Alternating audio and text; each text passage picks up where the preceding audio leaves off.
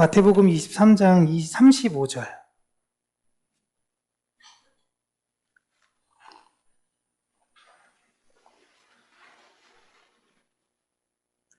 우리 함께 읽겠습니다. 그러므로 의인 아벨의 피로부터 성전과 제단 사이에서 너희가 죽인 바라기아의 아들 사가랴의 피까지 땅 위에서 흘린 의로운 피가 다 너희에게 돌아가리라. 아멘. 이제 구역 방학을 맞이해서 무슨 말씀을 함께 나누면 좋을까 기도하고 고민하며 여러 가지 생각들이 많이 있었습니다. 그 안에서 하나님께서 오늘은 우리가 잘 모를 것 같은 한 인물에 대해서 함께 나누면 어떨까라는 마음을 주셨어요. 그 인물은 바로 바라기아의 아들 사가랴입니다. 참 이름도 어렵죠? 바라기아의 아들 사가랴. 도대체 이 사람이 누구길래 예수님께서 바리새인들과 얘기할 때 콕 집어서 이 사람은 성전에서 피를 흘린 의인이다 라고 이야기했느냐라는 것입니다. 이 사가랴라는 인물을 이해하기 위해서는요, 그의 아버지 바라기아를 알아야 합니다. 바라기아가 누구냐라는 거예요. 바라기아. 이 바라기아를 열왕기 하에서는 제사장 여호야다라고 부릅니다. 대제사장 여호야다예요. 이 여호야다가 어떠한 일을 했는가라면요, 이세벨의 딸이자 유다의 모든 왕자들을 죽이고 왕이 되었던 아달리아라는 여자가 있거든요. 이 여자를 몰아내고 당시에 아달리아가 왕자들을 다 죽일 때에 극적으로 피난 갔던 갓난아이 왕자인 요아스를 7살까지 몰래 키웁니다. 그리고 7살이 되어 율법에 의한 왕이 될 수 있는 나이가 되자 요아스를 왕으로 등극시키며 아달랴를 몰아냈어요. 그리고 무너졌던 율법을 아주 훌륭하게 세웠던 대제사장입니다. 여러분, 기름 부음 받은 새 직분에 대해서 왕, 제사장, 선지자라고 우리가 배웠잖아요. 그 중에서 사실상 핵심은 셋 다 중요하지만 왕입니다. 하나님은 왕들을 통해서 하나님의 율법을 백성들에게 잘 전달하고 싶었어요. 그런데 그 왕이 율법으로 잘 세워지기 위해선 누가 그 역할을 잘해야 되느냐? 바로 제사장입니다. 그러니까 왕이 그 역할을 제대로 잘할 수 있도록 제사장들은 옆에서 잘 왕을 도와야 되는 거예요. 그런데 왕도 무너지고 제사장도 무너집니다. 그러면 그때 하나님이 누구를 보내시는 거예요? 선지자를 보내시는 겁니다. 그래서 선지자가 많은 시절은 어떤 시절이냐?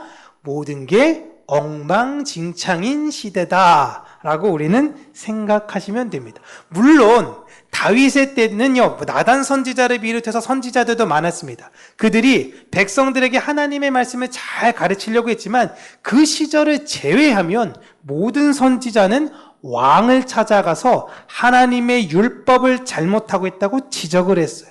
그러니까 이 대제사장 여호야다, 바라기아는 요아스 왕을 잘 섬겨서 하나님 백성들이 율법을 잘 지키고 수행하도록 했습니다. 하나님께서는 이런 여호야다를 극찬을 하세요. 극찬. 그래서 대제사장으로서는요, 굉장히 드물게 죽고 왕의 묘실에 들어가게 됩니다. 대제사장이요. 그 뒤로 사람들은 이 대제사장 여호야다를 가리켜 하나님의 복받은 사람이라는 의미도 바라크야라고 불렀어요. 바라크야.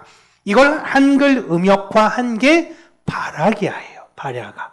그러니까 유대인들한테 바라기아라고 이야기하면 대제사장 여호야다를 이야기하고 있구나라고 다 이해합니다. 그 여호야다의 아들이 누구냐? 바로 사가랴입니다. 열왕기에서는 이 사가랴를 스가랴라고 부르고 있어요. 그냥 오늘은 통칭 사가랴라고 부를게요. 그런데 유다가 이 대제사장 여호야다, 바라기아가 있을 때는요, 신앙에 큰 문제 없이 하나님의 전심을 다해서 열심히 섬겼습니다. 그런데 문제는 이 여호야다가 죽고 나서 문제가 생겨요. 자, 역대하 24장 17절 18절 우리 함께 읽겠습니다. 여호야다가 죽은 후에 유다 방백들이 와서 왕에게 절하매 하나님 여호와의 전을 버리고 아세라 목상과 우상을 섬겼으므로 그 죄로 말미암아 진노가 유다와 예루살렘에 임하니라. 아멘.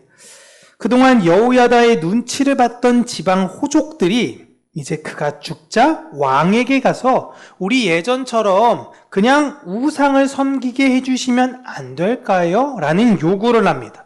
그렇다면 여호야다의 가르침을 받았던 요아스 왕은 이걸 어떻게 해야 될까요? 거절해야 돼요. 그런데 허용합니다. 이 요아스가 여호야다와 함께 보시면 종교개혁을 일으켰고 성전도 잘 보수했고 하나님 말씀도 잘 가르쳤어요. 여호야다가 있을 때에는. 근데 죽자마자 이런 일이 벌어지는 겁니다. 완전히 바뀌어요.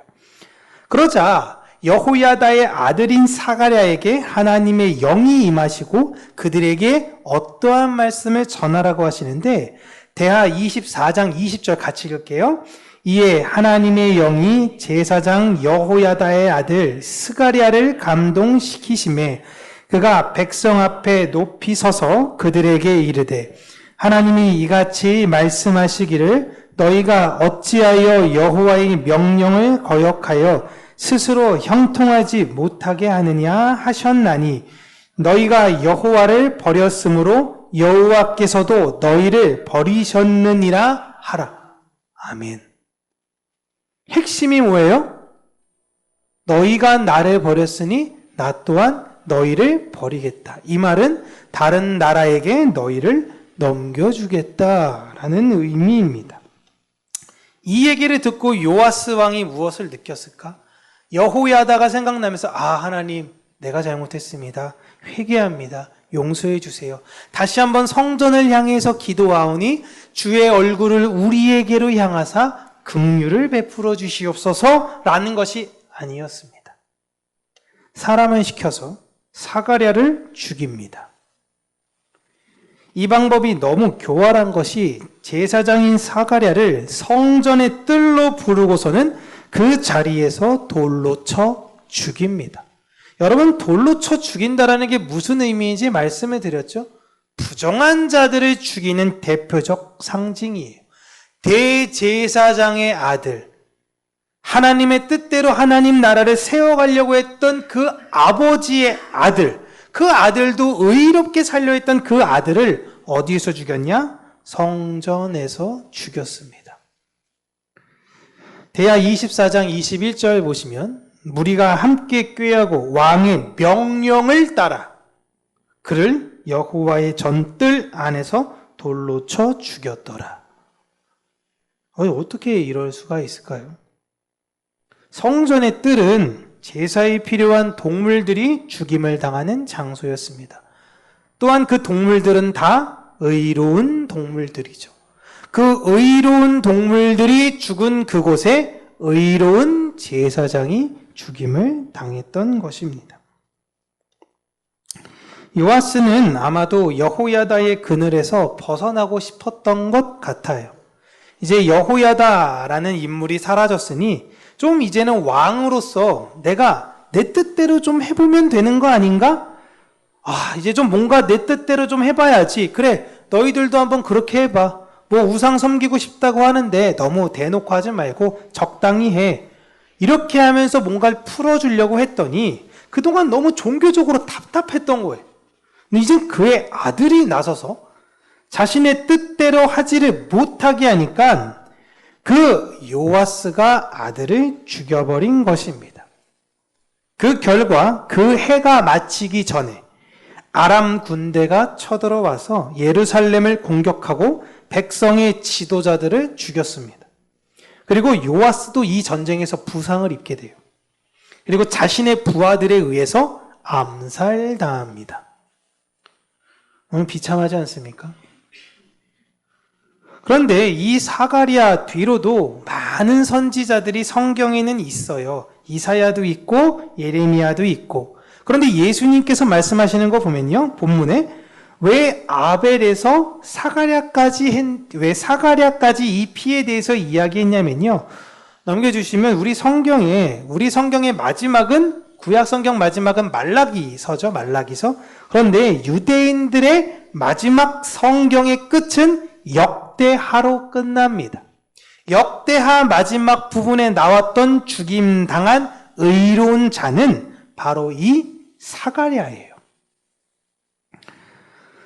예수님께서 지금 이 이야기를 하시면서 처음에는 가인이 아벨을 죽였고 마지막에는 요아스가 사가랴를 죽였는데 이제는 바리새인인 너희들이 나를 죽이려고 하는구나 라고 예수님께서 말씀하신 것입니다. 성경을 보면 볼수록 굉장히 놀라운 게 많이 있습니다. 제가 우리 주일학교 애들을 이렇게 공과를 준비하면서 되게 놀랬던 게 뭐였냐면 예수님이 부자들은 찾아가지 않으시더라고요. 항상 가난하고 항상 부족하고 이런 사람들은 예수님이 꼭 찾아가십니다. 그런데 부자들은 예수님을 찾아와요. 백부장도 그렇고 야이로의 회당장 야이로도 그렇고요. 그다음에 부자 청년도 그렇고 니고데모도 그렇고 사회 유명한 지도층이나 부자들은 항상 예수님을 찾아가더라고요. 이걸 보면서 제가 많은 생각을 했던 게 부자가 된 우리나라는 진심으로 하나님께 지금 가고 있는가? 어쩌면 예수님이 우리를 떠나신 것이 아닐까? 라는 이런 생각도 제 스스로는 하게 되기도 했고요. 오늘 본문을 보면서는요, 하나님의 진실된 백성들은요, 하나님을 믿지 않는 사람들이 죽이는 것이 아니라 하나님의 백성이라고 말하는 사람들이 죽인다는 거예요. 의로운 자를 봤을 때 같이 신앙생활 했다라는 사람들이 그를 죽이는 거예요. 넌 뭐 그렇게 대단해? 넌 뭐 그렇게 특별해? 라는 거죠. 너무 안타까운 구조 아닙니까? 예배드리다가 내 예배는 안 받아줘. 동생을 죽이고 너 혼자 왜 잘난 척이야? 제사장을 죽이고 이제는 예수님을 죽이는 거예요. 진실된 교회는 악한 세력에 의해서 죽임을 당하는 것이 아니라 자칭 교회라고 불리우는 자들에 의해서 죽임을 당하게 됩니다. 이게 오늘날도 동일하게 적용이 돼요. 그래서 예수님께서 이런 말씀을 하셨습니다. 누가복음 18장 8절 하반절 말씀 보면 인자가 올 때에 세상에서 믿음을 보겠느냐? 진짜 믿음 있는 사람이 내가 다시 올 땐 있겠느냐? 라는 거예요. 주님 다시 오실 때 예배당이 없다는 게 아닙니다. 예배당은 넘쳐날 거예요. 교회 안에서 수많은 예배가 있고 찬양이 흐르고 기도가 하고 수많은 사람들이 오늘 주여 주여 하면서 고백을 할 겁니다. 그런데 하나님의 백성이 없다는 거예요. 의로운 자들이 없다는 겁니다. 요아스는 도대체 왜 우상숭배를 허용했을까요? 왜 다른 지역에 있는 유지들, 그 사람들도 하나님 백성들이거든요. 왜 우상숭배를 하게 해달라고 부탁을 했을까요? 그것이 자신에게 유익이 된다고 생각했기 때문이에요. 좀 적당히 맞춰서 가면 안 돼. 우리가 다음에 또 이야기하겠지만 사실은 북이스라엘의 수많은 왕들은요, 다 그냥 타협하면서 갔던 사람들입니다. 굉장히 편리한 것들을 많이 했던 사람들이에요. 그런데 그 유익함 때문에 망하게 됐어요. 우상숭배라고 이야기하니까 뭐 대단한 거라고 우리가 생각할 수 있습니다. 그냥 불상에 절하고 막 이런 거라고 생각할 수 있는데, 일상에서 내가 살아가는데, 내가 이렇게까지 하나님의 말씀대로 사는 건 너무 빡빡한 거 아닌가? 좀 사람이 좀 약간 여유 있게, 느슨하게, 이렇게 살아야지. 좀 세상도 즐기고, 예배도 드리고, 그런 마음이 여러분, 성경에서는 우상숭배라고 이야기를 하고 있어요. 여러분, 우리는 의로우신 하나님을 따르는 의로운 자녀들입니다. 그의 말씀을 따르고 지키며 전해야 하는 이 시대에 저와 여러분들이 마지막 사가랴들입니다. 이거를 잘 기억하시면서요.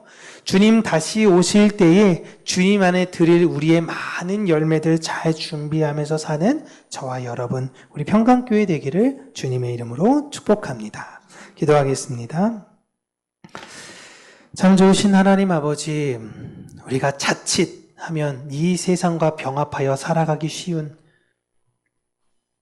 우리의 연약함들을 하나님 붙드시고 오직 십자가 아래 우리를 잘 세워주셔서 우리가 이 세상 살 때에 그 십자가를 들고 예수 그리스도를 바라보며 따라가는 자들이 될 수 있도록 우리의 마음을 굳건하게 하여 주시옵소서.